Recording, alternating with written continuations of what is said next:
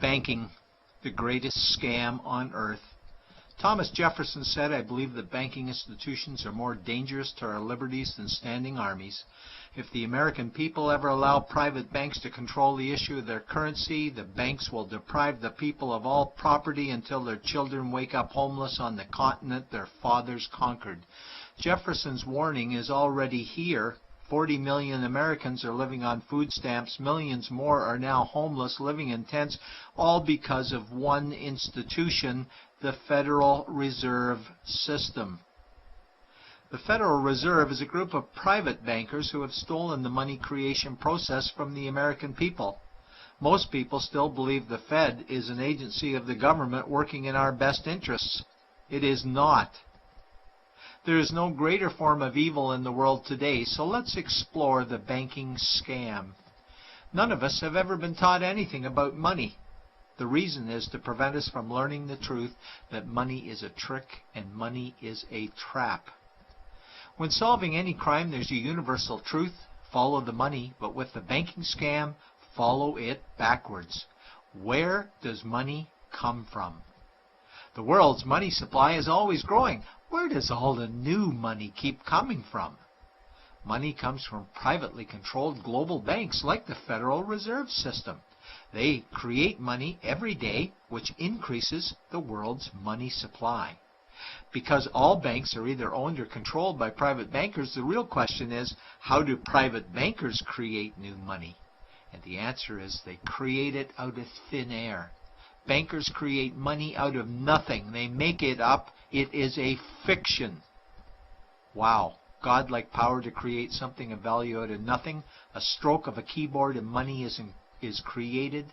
In fact, only 3% of the world's money is even in the form of bills and coins, which means 97% of all money in the world is just numbers typed on a computer screen.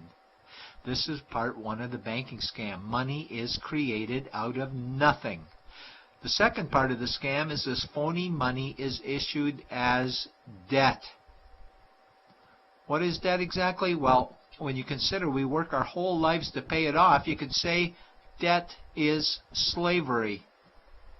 But whose debt is this phony money? It's our debt, all of it. It's our debt when we use credit cards, we get student loans, borrow money for mortgages, all bank borrowing. And it's our debt again when the government borrows, which is each and every day. In today's world, money is debt and debt is money, and don't forget the interest charges. Money equals debt and debt equals slavery, therefore money equals slavery. Our monetary system is a carefully concealed system of slavery. Why? Because our government can create the same money for free with no interest charges, just like they used to as the Founding Fathers designed it inside the United States Constitution for our protection against private bankers. The third part of the banking scam is very evil. When bankers create money from nothing and issue it as debt, they only create the principal portion of the debt.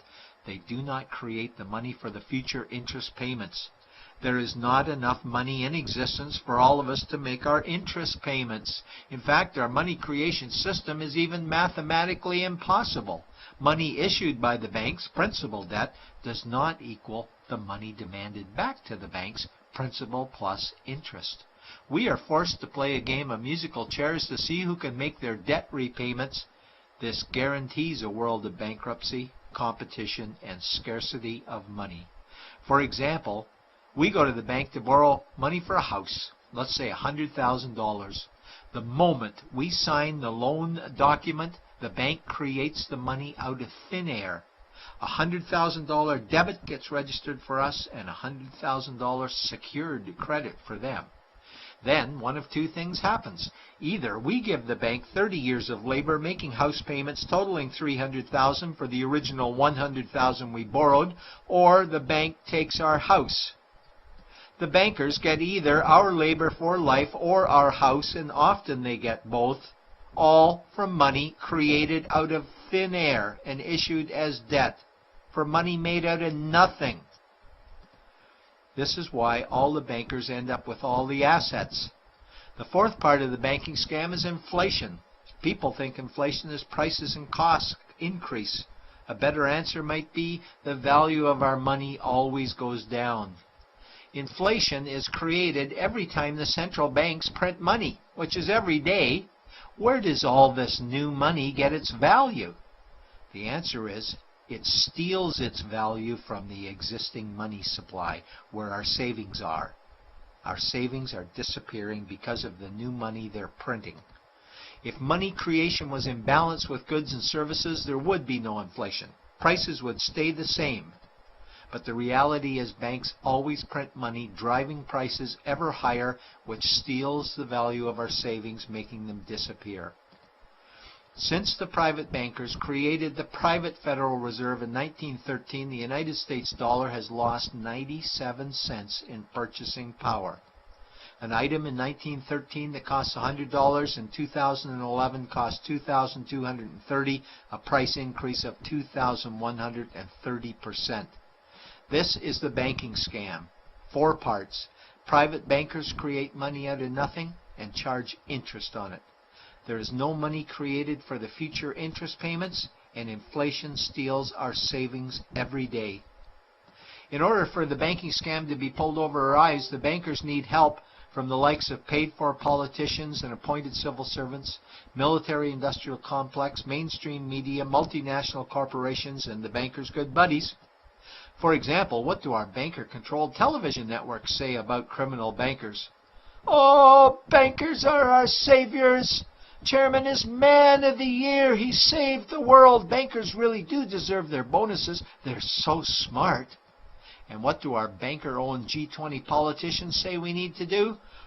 That we must save our banking system, and now we need austerity measures, like increasing existing taxes and bringing in new taxes, cutting our social programs, including education and health care, stealing from our pension plans while increasing the retirement age, keeping us working for more years at lower wages while placing our children and grandchildren in debt and servitude for their future lives.